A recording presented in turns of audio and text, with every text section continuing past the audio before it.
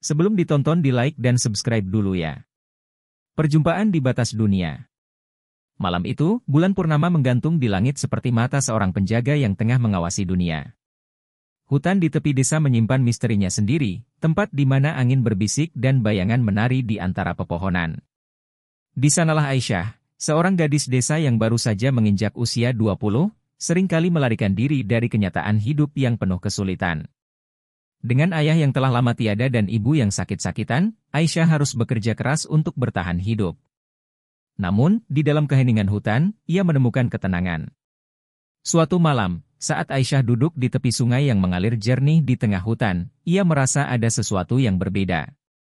Udara terasa lebih dingin, dan keheningan begitu pekat seolah dunia berhenti bernafas. Kemudian, dari balik kabut tipis yang menggantung di permukaan air, muncul seorang lelaki yang begitu tampan, dengan mata hitam pekat dan sorot yang dalam.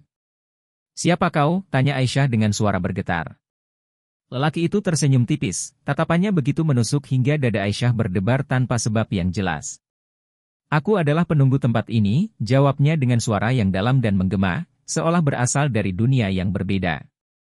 Aisyah terpaku. Lelaki itu tidak seperti orang biasa.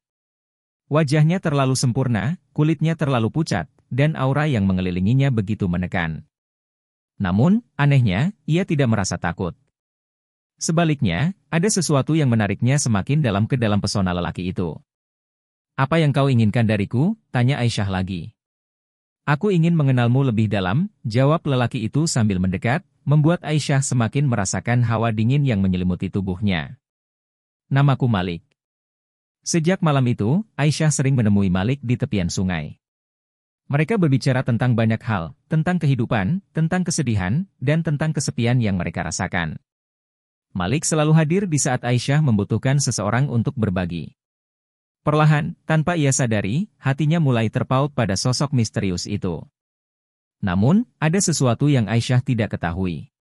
Di balik senyuman Malik, tersembunyi rahasia yang kelak akan mengubah hidupnya selamanya.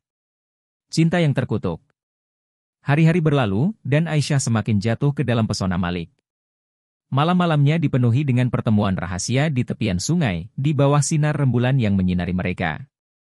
Meskipun Malik tak pernah menceritakan asal-usulnya secara jelas, Aisyah tak peduli. Baginya, kehadiran Malik adalah cahaya dalam kegelapan hidupnya. Namun, desa tempat Aisyah tinggal tidaklah buta. Para tetua mulai memperhatikan perubahan dalam diri Aisyah. Ia sering melamun, wajahnya terlihat pucat, dan ia lebih sering pergi ke hutan tanpa alasan yang jelas. Seorang wanita tua, Nyai Sumirah, yang dikenal sebagai dukun desa, memperingatkan Aisyah. "Anakku, jangan bermain-main dengan makhluk yang tidak berasal dari dunia ini. Mereka bukanlah manusia seperti kita," ucapnya dengan suara bergetar. Aisyah hanya tersenyum kecil, menganggap ucapan itu hanyalah tahayul belaka. Cintanya pada Malik sudah terlalu dalam.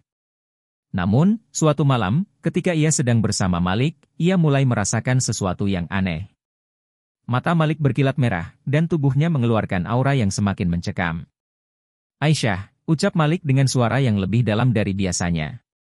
"Kau harus tahu sesuatu tentangku. Aku bukan manusia. Aku adalah jin yang telah lama terikat di tempat ini.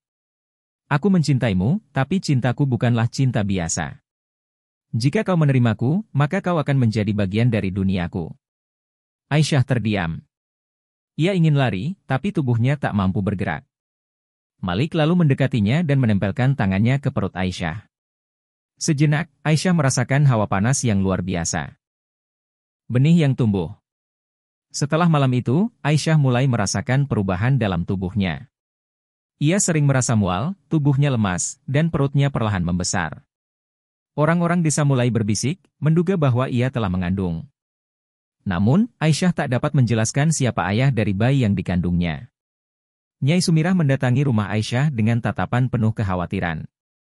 "Anakku, kau sedang mengandung anak jin. Aku bisa merasakannya. Kau harus bersiap menghadapi takdir yang tidak biasa." Malam-malam Aisyah dipenuhi mimpi-mimpi aneh. Ia melihat sosok Malik muncul dalam tidurnya, membisikkan kata-kata yang tidak bisa ia pahami. Perutnya semakin membesar dengan cepat, lebih cepat dari kehamilan normal. Ibu Aisyah yang sakit-sakitan hanya bisa menangis melihat putrinya yang semakin berubah. Bayi dari dunia lain. Saat waktu melahirkan tiba, cuaca di desa menjadi aneh. Langit yang biasanya cerah tiba-tiba mendung, angin bertiup kencang, dan suara aneh menggema di seluruh penjuru desa. Nyai Sumirah berusaha membantu Aisyah melahirkan, tapi semakin ia berusaha, semakin besar kekuatan yang menghalanginya. Tiba-tiba, sesosok bayangan hitam muncul di sudut ruangan. "Itu anakku," suara Malik bergema, membuat semua orang yang ada di sana merinding ketakutan. Aisyah menjerit saat rasa sakit luar biasa menyelimutinya. Dan saat bayi itu lahir, suara tangisannya bukanlah suara biasa. Tangisan itu terdengar seperti suara dari dua dunia yang berbeda, membuat semua orang yang mendengarnya merasakan ketakutan yang belum pernah mereka alami. Pilihan yang tak terhindarkan. Aisyah menatap bayi yang ada dalam pelukannya. Matanya bukan mata manusia biasa, melainkan mata yang menyala merah seperti bara api. Nyai Sumirah mendekati Aisyah dan berbisik, "Anakku, kau harus memilih. Jika kau membiarkan bayi ini tetap hidup di dunia manusia, maka bencana akan datang." Aisyah menangis. Ia mencintai anaknya, tapi ia juga tahu bahwa keberadaan anak itu adalah sesuatu yang tak seharusnya ada di dunia manusia. Akhir dari segalanya. Pada akhirnya, Aisyah harus mengambil keputusan. Dengan hati yang berat, ia menyerahkan bayinya pada Malik.